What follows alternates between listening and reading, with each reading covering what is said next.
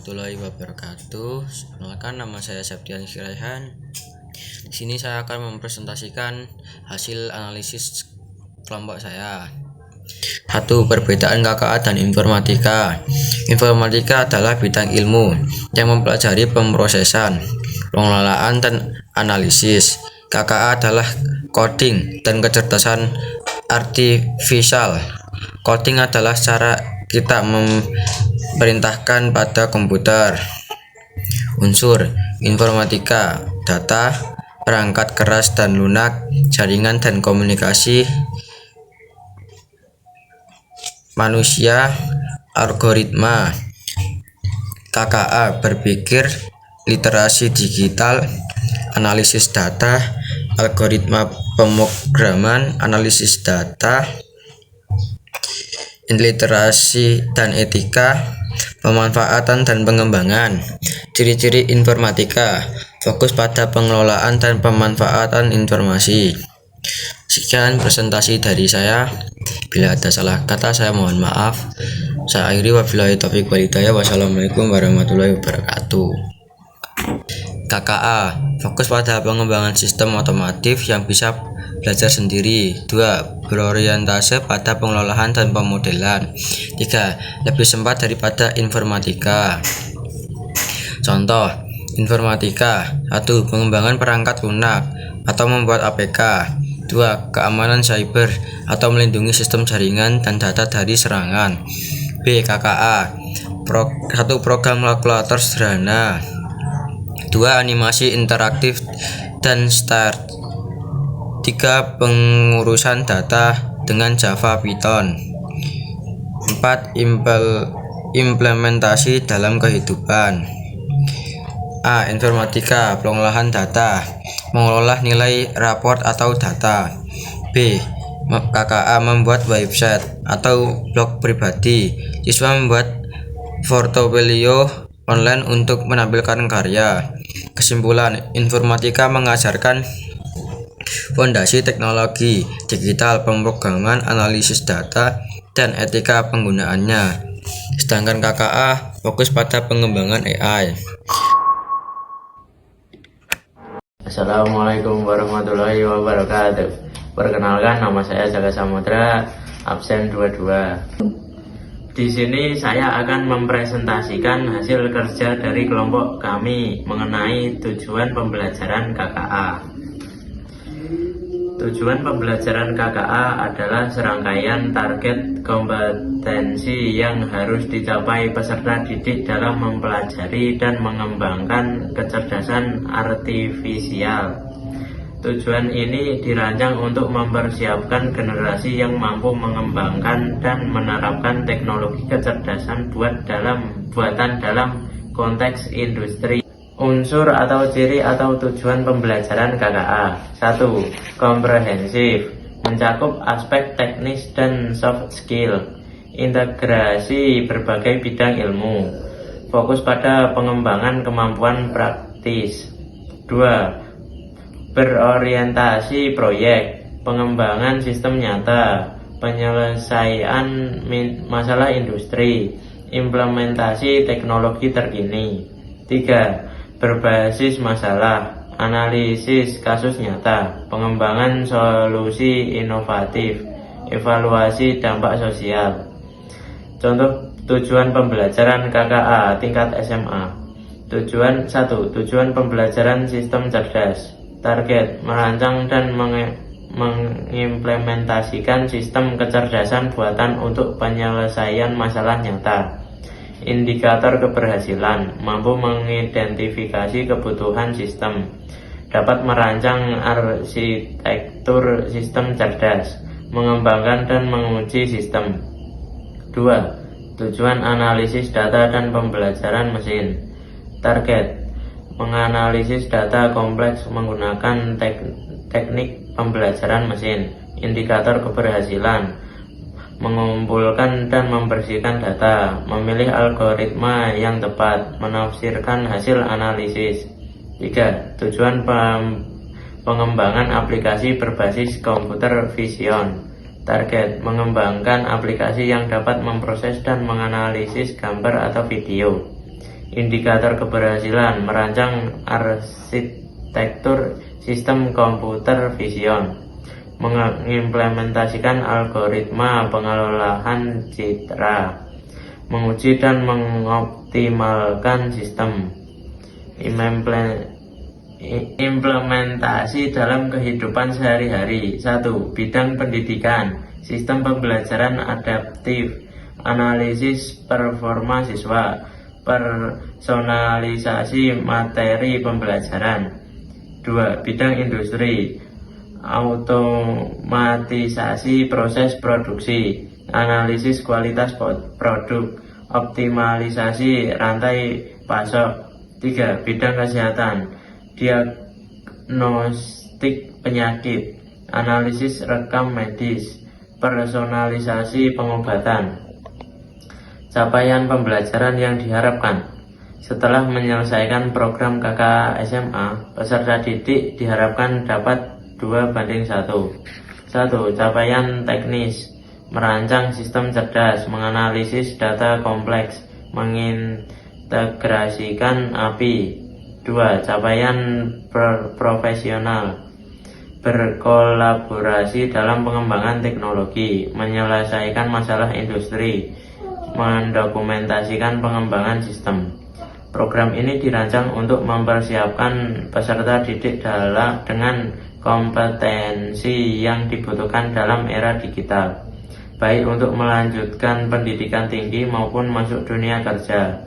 Melalui implementasi tujuan pembelajaran yang terstruktur dan komprehensif ini, diharapkan peserta didik dapat berkontribusi signifikan dalam pengembangan teknologi cerdas buatan di Indonesia. Sekian dari saya, terima kasih.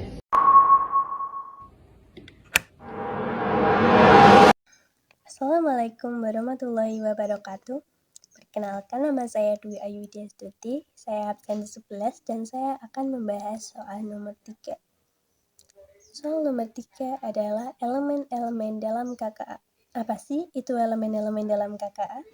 Elemen-elemen dalam KKA adalah hal-hal atau materi yang akan dipelajari dalam pelajaran KKA. Unsur elemen dalam KKA terdiri dari berpikir komputasional. Berpikir komputasional adalah berpikir secara logis, sistematis, dan kreatif untuk memecahkan masalah. Terdiri dari 4 bagian, yaitu bagian pertama adalah dekomposisi. Dekomposisi adalah memecahkan masalah menjadi bagian-bagian kecil agar lebih mudah untuk ditangani. Yang kedua adalah pengenalan pola, yaitu mencari kesamaan masalah dengan masalah yang pernah ada. Yang ketiga adalah abstraksi. Abstraksi yaitu fokus pada hal-hal penting dan mengabaikan hal-hal yang tidak relevan. 4. Algoritma. Algoritma adalah menyusun langkah-langkah sistematis untuk menyelesaikan masalah. 2. Yaitu literasi digital. Apa sih itu literasi digital? Literasi digital adalah kemampuan untuk menggunakan teknologi secara bijak dan bertanggung jawab untuk mencari informasi secara mendalam. Unsur yang ketiga adalah algoritma pemrograman. Algoritma pemrograman adalah proses menyusun langkah-langkah logis untuk menyelesaikan suatu permasalahan secara urut. Yang keempat ada analisis data. Analisis data adalah keterampilan mengumpulkan, menyusun, dan membaca data lalu menyimpulkan informasi. Yang kelima ada literasi dan etika kecerdasan artifisial. Literasi dan etika kecerdasan artifisial adalah memperkenalkan batasan-batasan etis dalam penggunaan AI seperti privasi data, hak cipta, serta tanggung jawab moral saat membuat atau menggunakan sistem berbasis AI. Yang keenam adalah pemanfaatan dan pengembangan teknologi KA. Adalah mempelajari bagaimana AI bisa digunakan untuk membantu kehidupan sehari-hari serta ide-ide kreatif untuk membuat teknologi yang bermanfaat. Contoh elemen-elemen dalam KKA. Contohnya dalam literasi digital, kita bisa menggunakan aplikasi mobile banking untuk transfer uang dengan memastikan jaringan aman. Atau kita bisa membedakan informasi hoaks dan fakta di media sosial dengan memeriksa sumber berita. Yang kedua, dalam analisis data, kita bisa membandingkan harga produk di e-commerce sebelum membeli. Hal ini kita berarti sudah menerapkan mengumpulkan data untuk membuat keputusan terbaik. Yang ketiga, dalam algoritma pemrograman kita bisa menyusun rutinitas pagi seperti bangun tidur, sarapan, mandi, lalu berangkat sekolah. Sekarang yang terakhir, implementasi elemen-elemen KKA dalam kehidupan.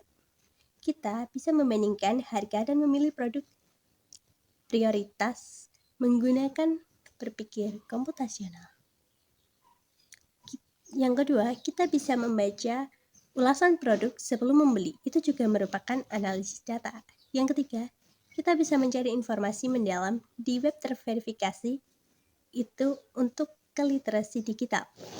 Kesimpulan, jadi coding kecerdasan artifisial adalah proses menulis program atau algoritma yang memungkinkan komputer untuk melakukan tugas-tugas yang biasanya dikerjakan oleh manusia, berguna untuk analisis data dan prediksi, pengenalan pola, kreativitas. Jadi, elemen-elemen dalam KKA adalah materi-materi yang digunakan sebagai acuan dalam pembelajaran KKA. Sekian, terima kasih.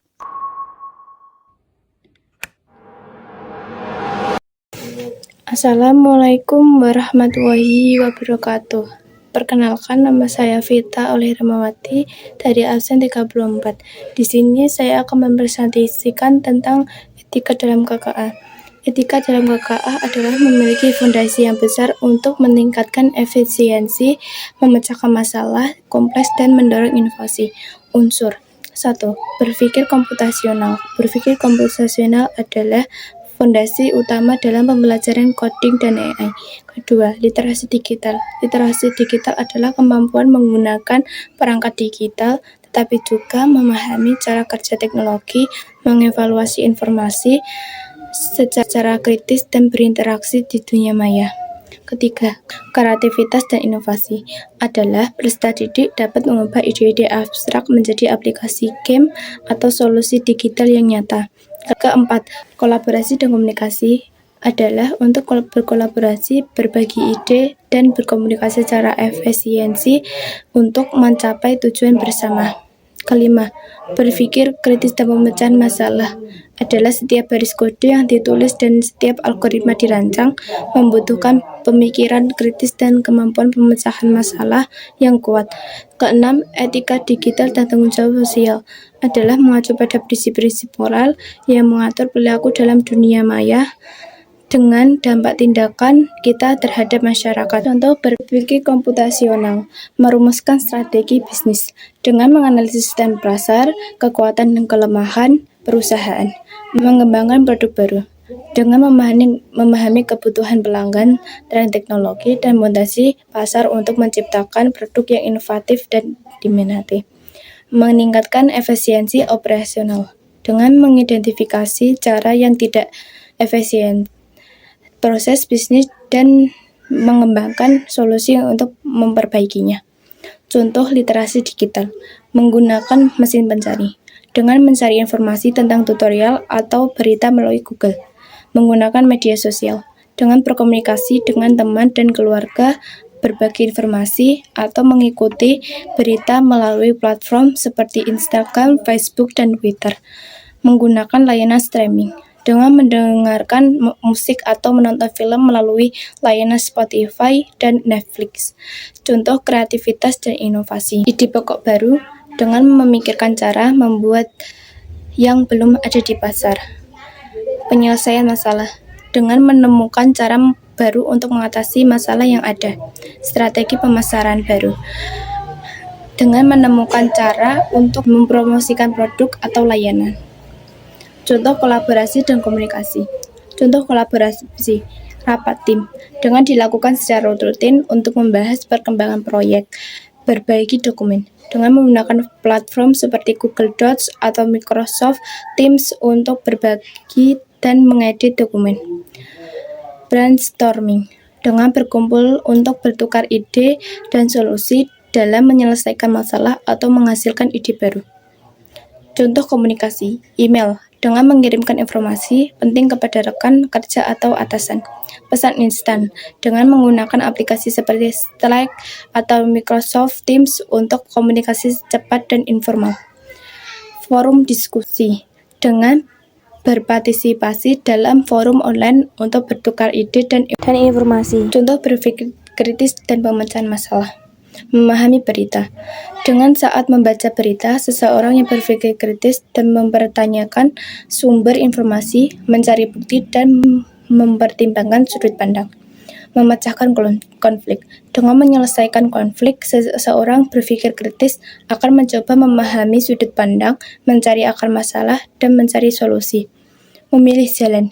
Dengan seseorang berpikir kritis akan mempertimbangkan berbagai faktor seperti jarak, waktu tempuh, keamanan, dan kenyamanan. Contoh etika digital tentang jawab. Contoh etika digital. Menggunakan bahasa. Hindari penggunaan bahasa kasar dan merendahkan orang lain. Menghargai privasi orang lain. Jangan menyebar informasi pribadi orang tanpa izin. Tidak melakukan cyberbullying. Hindari perilaku mengintimidasi, melecehkan atau merendahkan orang lain secara online. Contoh tanggung jawab sosial. Melaporkan konten yang melanggar etika. Dengan melaporkan kepada pihak yang berwenang jika menemukan konten yang mengandung perilaku kekerasan atau ajaran kebencian. Berpartisipasi dalam kegiatan edukasi. Dengan ikut serta dalam kegiatan edukasi tentang etika digital dan tanggung jawab sosial untuk membantu orang lain. Mendukung kampanye positif. Dengan ikut serta dalam kampanye positif yang bertujuan untuk meningkatkan kesadaran masyarakat tentang isu-isu sosial. Penerapan dalam kehidupan sehari-hari. Berpikir komputasional. Pengambilan keputusan. Proses pemilihan satu pilihan dari beberapa alternatif untuk mencapai tujuan. Contoh, memilih jurusan kuliah, memilih menu makan siang, dan memilih ketua kelas. Pemecahan masalah. Proses mengidentifikasi, menganalisis, dan menemukan solusi untuk suatu masalah. Contoh, penurunan penjualan. Untuk memecahkan masalah ini, mereka perlu mengidentifikasi penyebab penurunan. Konflik dalam tim. Pemecahan masalah ini mengidentifikasi akar masalah dan mencari solusi. Tugas menumpuk. Untuk mengatasi masalah ini, mereka dapat membuat daftar prioritas, mendelegasikan tugas yang memungkinkan untuk mencari cara untuk bekerja lebih efisien. Pengembangan ide-ide baru. Proses menciptakan sesuatu yang orisinal dan berbeda dari yang sudah ada. Contoh, iPhone. Apple mengembangkan iPhone sebagai gabungan antara telepon pemutar dan komputer saku. Google Search. Google menciptakan mesin pencari yang revolusioner sepatu Air Jordan. Nike mengembangkan seri Air Jordan dengan mendatangkan atlet Michael Jordan. Literasi digital. Mencari informasi, menemukan tujuan pencarian menggunakan sumber terpercaya, membaca dengan cermat. Contoh, informasi faktual. Indonesia akan mengadakan pemilihan presiden pada tahun 2024. Informasi konseptual. Teori evolusi menjelaskan bagaimana makhluk hidup berkembang. Informasi prosedural. Cara membuat kopi dengan metode pour-over. Menggunakan media sosial. Platform daring yang memungkinkan untuk berinteraksi berbagi informasi. Contoh, Facebook untuk terhubung dengan teman dan keluarga berbagi pembaruan status. Twitter untuk berbagi pemikiran singkat. YouTube untuk menonton dan mengunggah video. Transaksi keuangan. Kegiatan melibatkan perpindahan ekonomi dalam bentuk uang. Contoh, menggunakan aplikasi perbankan dan e-wallet. Memahami cara kerja aplikasi tersebut untuk melakukan transaksi keuangan. Berbelanja online dengan aman. Memastikan situs web yang digunakan aman dan terpercaya sebelum melakukan transaksi. Mengenali potensi penipuan. Mampu mengenali ciri-ciri penipuan online seperti phishing. Kolaborasi dan komunikasi.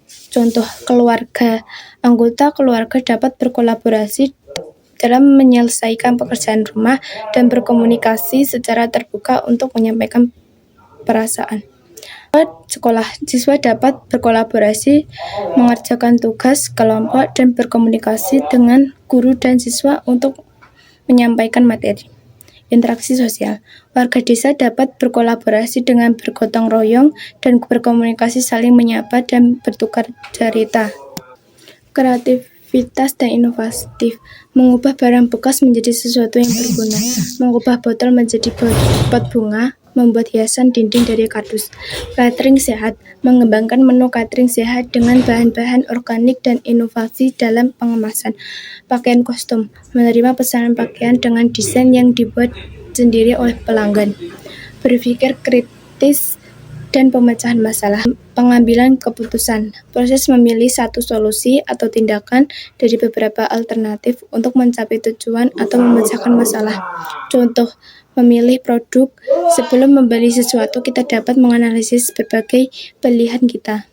Memilih pekerjaan, kita dapat mengevaluasi berbagai tawaran pekerjaan. Memilih pemimpin, mengevaluasi dalam pemilihan pemimpin. Berinteraksi dengan informasi, terlibat dengan data, berita, atau pengetahuan yang ada. Contoh, mengevaluasi berita. Kita dapat memeriksa sumber berita, memahami penjelasan. Saat mendengarkan penjelasan dari guru, dosen, atau narasumber lainnya, kita dapat mengajukan pertanyaan. Memecahkan masalah. Proses menentukan solusi untuk suatu masalah. Contoh, masalah tempat kerja. Berpikir kritis membantu kita untuk mengidentifikasi akar masalah. Masalah dalam studi. Kita dapat menganalisis soal-soal ujian, mencari informasi tambahan. 6. Etika digital dan tanggung jawab sosial. Berpikir sebelum berinteraksi. Sebelum membagikan sesuatu di media sosial, pertimbangkan dampak terhadap orang lain. Contoh, dengarkan dengan aktif. Sebelum merespon, dengarkan baik-baik. Mempertimbangkan dampak kata-kata. Mempertimbangkan kata-kata dapat mempengaruhi orang lain. Memperhatikan bahasa tubuh dan nada suara. Perhatikan bahasa tubuh dan nada suara. Berbicara sopan. Gunakan bahasa yang santun. Contoh, mengucapkan terima kasih, menyapa dengan bahasa yang sopan, meminta bantuan, menghormati hak cipta. Jika mengunggah ulang konten, orang lain selalu cantumkan sumbernya. Contoh, sebelum menggunakan karya orang lain, untuk meminta izin saat ingin menggunakan foto, musik, dan video orang lain. Kutipan, saat mengutip sumber dari dalam tulisan, berikan atribusi yang jelas. Hasil diskusi, etika KKA yaitu berpikir komputasional, literasi digital, kreativitas dan inovatif, kolaborasi dan komunikasi, berpikir kritis dan pemecahan masalah, etika digital dan tanggung jawab sosial. Terima kasih. Wassalamualaikum warahmatullahi wabarakatuh.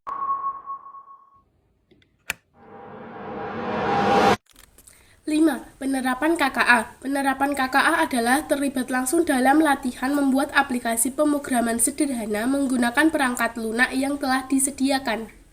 Tujuan dari penerapan KKA yaitu untuk membekali peserta dengan keterampilan yang telah digunakan untuk mengatasi tantangan dalam pendidikan seperti membuat materi berbasis teknologi. Contoh penerapan KKA yaitu pertama, AI. AI adalah kemampuan sistem komputer untuk meniru kecerdasan manusia termasuk kemampuan belajar.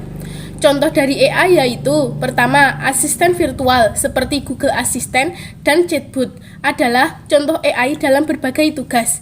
Yang kedua yaitu penerjemahan otomatis. AI dapat menerjemahkan secara otomatis dan instan. Contoh penerapan KKA yang kedua yaitu IoT atau Internet of Things adalah sebuah konsep di mana objek atau benda sehari-hari dilengkapi oleh sensor. Contoh dari IoT atau Internet of Things yaitu Smart Home. Smart Home yaitu sistem otomasi rumah yang memungkinkan pengguna mengontrol pencahayaan. Yang kedua yaitu industri. Industri adalah penggunaan IoT atau Internet of Things dalam mesin.